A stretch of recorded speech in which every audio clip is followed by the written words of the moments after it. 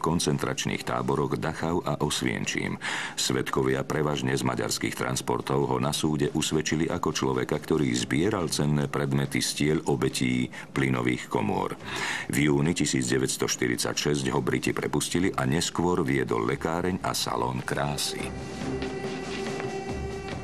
Oswald Kaduk bol mesiar, ktorý predtým, ako od roku 1942 pôsobil vo Oswięcime, pracoval na bytunku. Vo februári 1943 bol zatknutý na základe svedectva bývalého väzňa vo Oswięcime. V marci 1947 bol odsúdený na 25 rokov odňatia slobody a už v apríli 1956 bol prepustený. Joseph Clare, spoluzodpovedný za zavádzanie cyklónu B do plynových komôr. Vpúšťal ho aj osobne a bol aj pri peciach, v ktorých sa spaľovali telá. Zatknutý v máji 1945, prepustený v marci 1948. Wilhelm Boger. Pre jeho krutosť ho nazývali aj diablom z Březinky. Je po ňom pomenovaný dokonca aj spôsob mučenia. V júni 1945 ho zatkla americká vojenská polícia, ale pred vydaním do Poľska sa mu podarilo utiecť.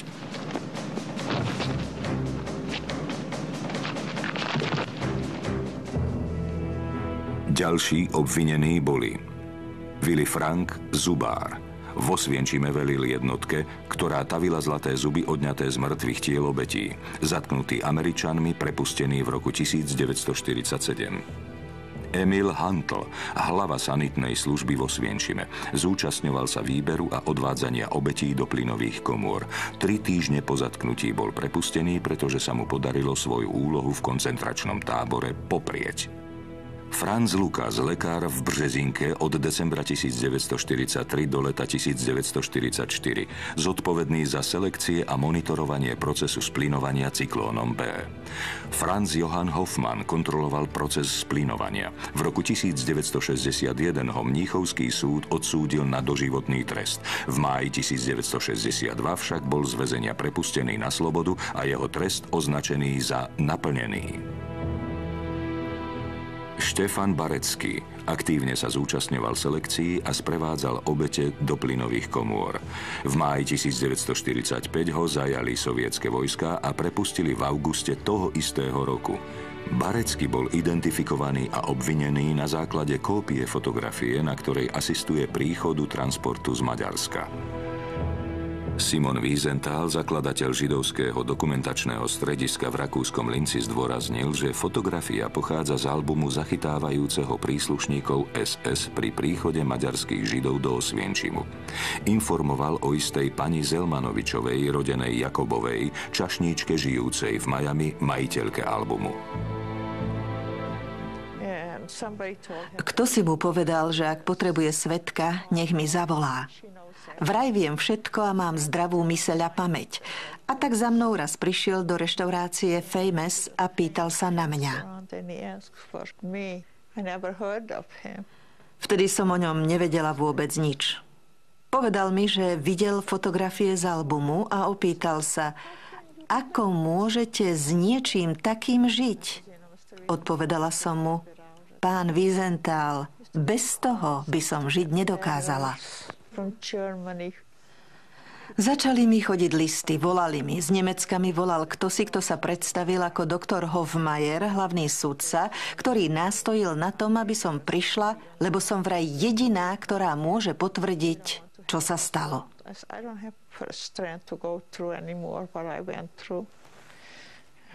Nechcete nám pomôcť? Pýtal sa ma. Odpovedala som, že nemám dosť síl, aby som znovu prešla tým, čo som zažila. Pokúsime sa vás šetriť, povedal, ale prosím, príďte. Všetci vravia, že svedkovia sa zbláznili a nevedia, či hovoria pravdu. A vy máte niečo, čo to môže potvrdiť a predsa nechcete prísť.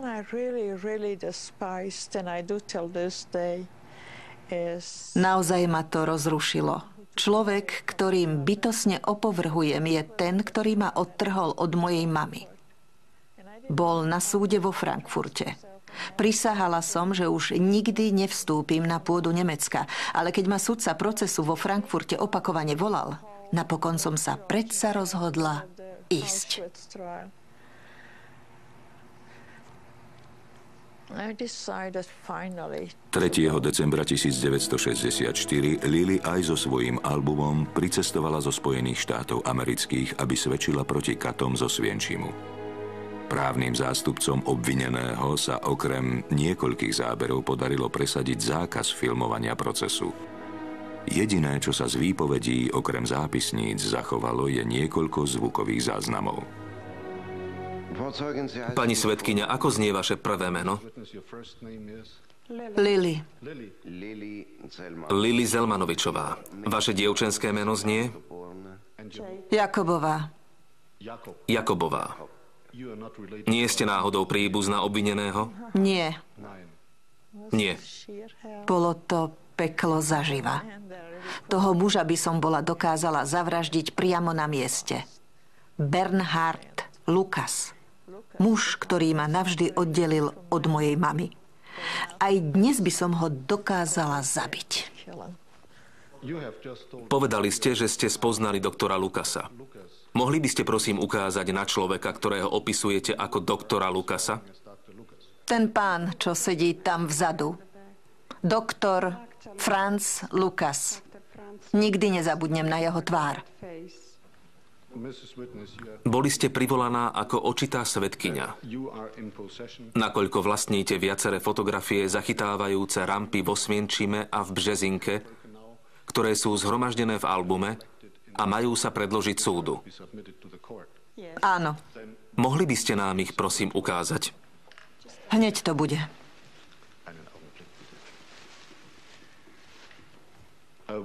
Môžete nám ich láskavo poskytnúť? Áno, ale nenechám vám ich. Sú jediným, čo mi ostalo. Jedinou pamiatkou na moju rodinu. Pani svedkyňa, tie fotografie pre nás môžu mať mimoriadny význam. Nakoľko by sme mohli identifikovať ďalších členov SS? Len oni nám môžu poskytnúť údaje o presnej lokalite, keďže je na nich zachytená okrem iných aj stráž. Neboli by ste predsa taká láskavá a neposkytli by ste... Nie. Takže nechcete? Nie, lebo viem, aké sú dôležité nielen pre mňa, ale pre celý svet. Medzi obvinenými bol aj Karl Höcker. V roku 1952 bol odsúdený na 9-mesačné odňatie slobody, ktoré si ale vďaka zákonu o amnestii z roku 1954 odsedel len čiastočne. V čase procesu bol až do zadržania zamestnaný ako bankový úradník. Pán prezident, vážený súd. Keď som bol v máji 1944 prevelený do tábora číslo 1 vo Svienčime, netušil som, čo ten tábor je. Len neskôr som sa dozvedel, čo sa odohráva v Birkenau a nikdy som sa na tom nezúčastnil. Nemal som žiadnu možnosť ovplyvniť udalosti takým alebo onakým spôsobom, rovnako ako som si ich neželal, ani som ich nevyvolal. Nikdy som nikomu neublížil. Nie som zodpovedný za smrť nikoho vo Svienčime. Höcker svoju výpoveď uzavrel vyhlásením, že o tom, čo sa dialo vo Svienčime Březinke, nič nevedel a že sa fyzickej likvidácie obetí nikdy nezúčastnil, hoci očitý svedok vypovedajúci pod prísahou tvrdil, že ho vykonávať selekciu osôb na rampe videl. Jediný dôkaz, ktorý mohol Höckera usvedčiť a ktorý na súde chýbal, bol objavený až o 40 rokov neskôr. Album nadporučíka Karla Höckera. Viac ako 100 fotografií, kde je zachytený priamo na mieste činu.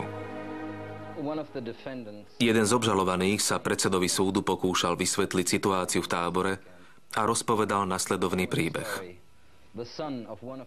Syn jednej z príslušníčok SS sa chodieval v tábore hrávať a na hrudi mal odznak, že je synom toho a toho dôstojníka.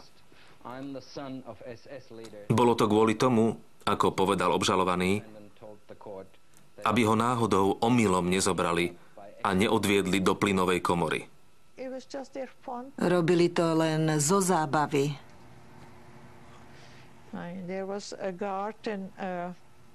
Vo Osvienčime, Březinke, bol napríklad jeden strážca gestapa, ktorý sa volal Boger. Vždy sa prechádzal s trstenicou v ruke a hovorieval: hej, Židák, poď sem, chcem ti niečo povedať. A hneď na to trstenicu, kto vie koľkokrát zlomil, aby ukázal, že takto bude Židov mlátiť. Bogera vyšetroval psychiater, ktorý sa o ňom vyjadril nasledovne. Nič nenormálne som v tomto mužovi nepozoroval. Toto poznanie je jedno z najohromujúcejších, ktoré sme získali. Príslušníci SS, vykonávajúci podobné ukrutnosti, boli celkom bežní páni X alebo pán Y, ako ich poznáme tisíce. V bežnom živote celkom priemerní, nenápadní ľudia. Raz som čítal Himmlerov list, v ktorom stálo: nemusíme sa veľmi usilovať, uchovávať to v tajnosti, pretože ak raz niekto bude rozprávať, čo tam videl, aj tak mu nikto nebude veriť. Pre mužov z Osvienčimu dnes nastal súdny deň. Po najdlhšom monster procese, aký Nemecko pozná a ktorý trval 20 mesiacov, bol vynesený rozsudok nad 20 strážcami a správcami najväčšej Hitlerovej továrne na smrť. Len jeden doznal svoju vinu. Ostatní tvrdia, že o dianí v Osvienčime nevedeli, alebo že boli len malými, nedobrovoľnými kolieskami v obrovskej mašinérii. Niektorých zavreli do väzenia, ale nebolo ich veľa. O ostatných povedali, že boli nevinní. Po nemecky nicht schuldig.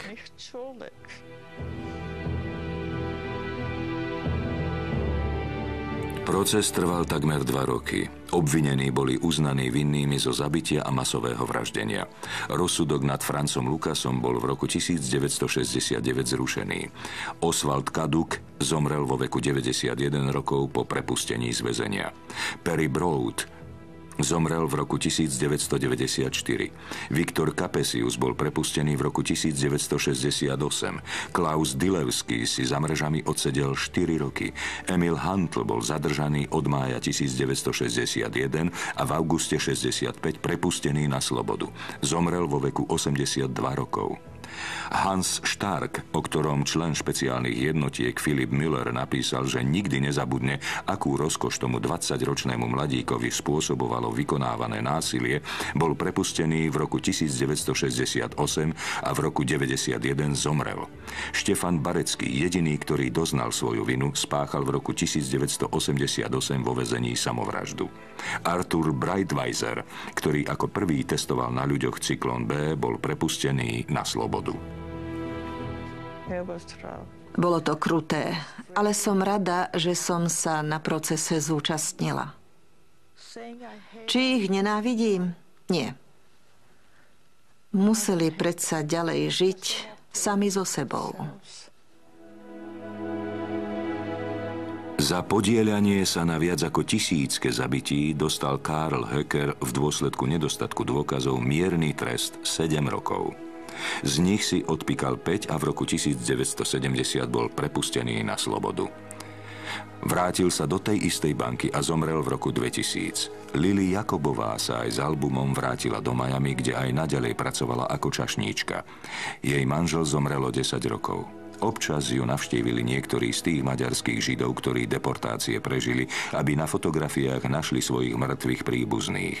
V takom prípade im Lily darovala kópie fotografií z albumu. V roku 1980 Serge Klarsfeld presvedčil Lily, aby album odovzdala do múzea holokaustu Yad Vashem v Jeruzaleme.